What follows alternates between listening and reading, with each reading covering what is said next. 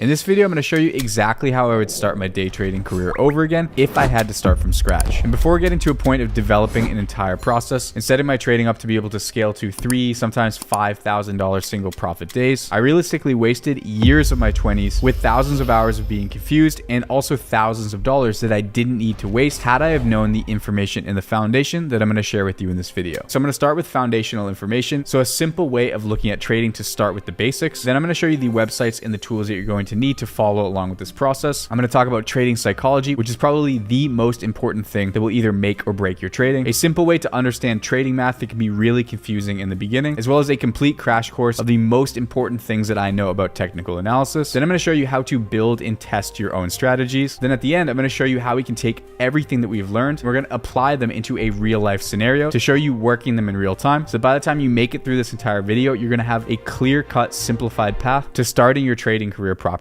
Okay, so let's first start and set the foundation by understanding how trading works and how we should be looking at the market. Okay, there's a lot of technical elements that can be really confusing, and if you learn bits and pieces of it, it can throw you off the rails. This is a very simple way to understand how the market works and how the mechanics of it work. So over here, I have a chart open, but right now we're not going to worry about anything other than how and why the market is moving. Okay, so whenever we're looking at a chart, which in this case is this blue line, we're looking at increases and decreases. So all the chart is showing us is a visual representation of mass human psychology, meaning that there are buyers and there are sellers. Now, this is done with algorithms, it's done by physical trading, this is done in all sorts of different ways. So it's not as simple as people just clicking buy and sell, right? But the general premise is the market is adjusting to fill imbalances which are caused by supply and demand. So how this works is like this. Let's take right here, for example. In this part of the chart, when price is moving up, that means that there is demand from buyers and supply from sellers. If the demand outweighs the supply, the market is going to move up until there's another point where supply starts to outweigh the demand, and the market will correct until once again there's more demand than supply, and that will sort of bounce back and forth, which is going to produce something called volatility. Now, volatility is basically anytime there are drastic big moves in the market. These are going to open up trading opportunities for us later. So simply put, as traders, our job is to find areas of the market where we can enter at a certain price, have the price increase to another price, then however many of these we bought times the increase is going to give us our profit. So if we bought 100 of these units at $200 and it increases to 205, that's $5 in profit per 100, which is going to give us $500 in profit. But let's take another layer deeper to start understanding where these intraday opportunities come from. So let's take a 1 year starting point as an example. Over the course of a year, this is the general stock market. We can see anywhere from 10, 15, 20, even 30% gains in an individual year. That means that if we were to buy $100 worth of SPX at this point and price increases, we now have $130, and technically our total risk implication is if everything were to melt down and technically go to zero, we're technically risking $100. This is the concept of investing. Now, you're only going to get, say, 10, 20, 30% in a good year, but usually right around 10%. So effectively, we'd have to wait an entire year to get between 10 and 30%, which is good if you're dealing with a lot of money. But if you're trying to scale a small amount and make an income off of it, you need to have a tremendous amount of capital. Otherwise, you have to find other opportunities in the market. Now, what happens if we zoom into just this one small area, where now instead of looking at an entire year's worth of movement, we're now looking at individual days worth of movement. So we'll take today, for example. Now, even in a single day, we had this amount of movement to the upside and this amount of movement on the downside. So instead of waiting an entire year, if we were able to enter here and sell somewhere up here and now still risking $100, just with this single move, we would make $341. This would happen in the matter of 1 hour. We can have multiple of these opportunities in a single day, which allows us to go from making, say, $30 in a year to be able to take that same amount of risk and be able to make $600, $700, $800 in a single day, risking $100. Okay, but as the numbers get smaller and we're dealing on a zoomed in 1 day view, the math and the strategy behind this starts to get a lot more complicated, and it gets more important to know how to do this to properly calculate your risk. Not only that, but we need to know where we're buying and selling and the likelihood of that happening. So just as an example, if you're new, you're especially not going to understand exactly how this works, but this is a trade that took about 2 hours where I was basically able to pick an area where I expected for the price to significantly drop, enter in, actually be able to make profit from the market going down, which even a lot of people don't understand that you can do, especially good when markets are moving down to know how to do this skill. And you can see I followed this down for hours, going up $2,400, $2,600, $3,000, nearly $4,000 before taking the trade off for full profit. profit. And that was only risking $500 that I was able to make over $3,000 in about 2 hours. Okay, this isn't to brag, it's just to show you that if we can use this ideology and framework on a daily basis, these are the opportunities that if you lock in and take it seriously, that are going to be on the table for yourself. But before that, let's talk about all the tools in websites that you're going to need to set this up for yourself and start as a beginner. Okay, so realistically, you're going to need 3 major things. First thing is going to be TradingView, which is where we're going to be doing all of our charting and analysis. That's going to be your home base. The second thing that you're going to need is some sort of way to actually place trades. Now, you're going to need some experience before actually doing this. Okay, but considering I trade cryptocurrency, I like to use Blowfin or Bybit. I'll show you how specifically to use those a little bit later into the video. Okay, and if you're looking to trade stocks, a lot of our traders are using topstep.com. The third thing that you're going to need is a trade journal, which I'm going to provide to you, but more on that later. Once you make your way into TradingView, you're going to have a screen that looks something like this. What you're going to want to do is click on products here and click on super chart. That's going to bring you to a plain chart like this. Now, when it comes to style and really setting this fully up, I have an amazing video you can go through that I'll bookmark at the end of this video, so you can watch that after and get fully set up. What I like to do when I'm trading is take my trading view, put it on one side of my screen, and I'll take my trading platform where I can input my orders, and I'll put it on the other side. So now I want to share with you some fundamental trading information so you fully understand the approach you take with trading. So anytime you're placing a trade, you're basically selecting what's called a pair. Now, a pair is going to be any sort of asset that you're either buying or selling against the value of the US dollar. Okay, so this is Solana versus the US dollar, which the US dollar is going to maintain a pretty consistent value, and Solana will either go up or down against that value, which is going to create price movement. The way we manage our pairs is using something called watch list, which is over here on TradingView. Okay, so for example, if you're creating a new watch list, we can click this plus button here.